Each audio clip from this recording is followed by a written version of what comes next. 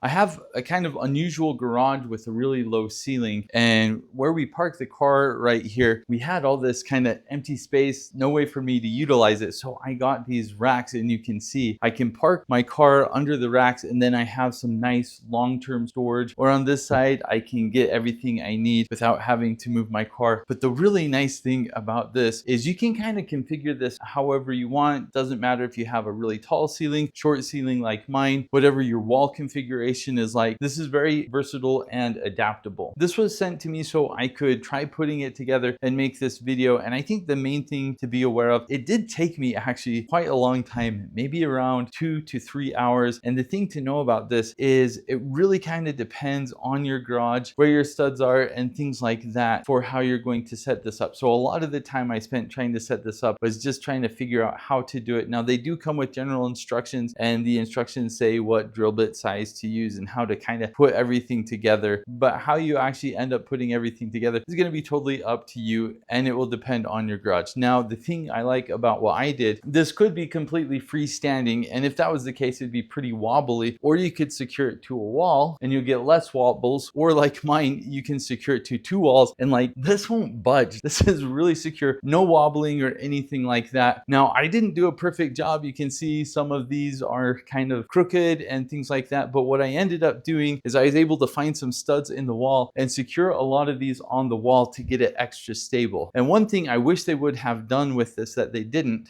is they gave just the right amount of bolts to go into the studs. I wish they would have included maybe 4 or 6 more so that if something messes up or if you need some extra security, you can do that. I happen to have some extra bolts, so I was able to use that in the wall, and that's how I've got this extra secure. Now, I intentionally made this just low enough that I could put 2 of these buckets or black containers on here. I wish I would have dropped it down maybe 1 or 2 more inches, but as is, it's perfect height for having 2 of these tubs. So I can put a bunch of tubs here for storage. Right now, what I'm doing is I've had a really messy kitchen, so I'm moving everything over from my kitchen to here so that I can start getting rid of stuff. I'm using this as temporary storage, but eventually this is probably going to be our holiday storage or something like Christmas, where we don't touch it for a whole year and then we need it, but it just takes up space until we need it. So I'll just have to move my car out once, get all the Christmas stuff out, put it back. So it's perfect for long-term storage, winter clothes, things like that. Depending on your garage though, this might be more accessible and you can use it for however you want. And while it did take me quite a while to set up, the setup process was pretty easy. Really the only difficulty is finding where your studs are. And because this garage wasn't really ever finished, I can already see kind of where the studs are. So it was kind of easy in that regard, but I'm really happy with this. The fact that it doesn't move at all. This is a perfect way to use unused space.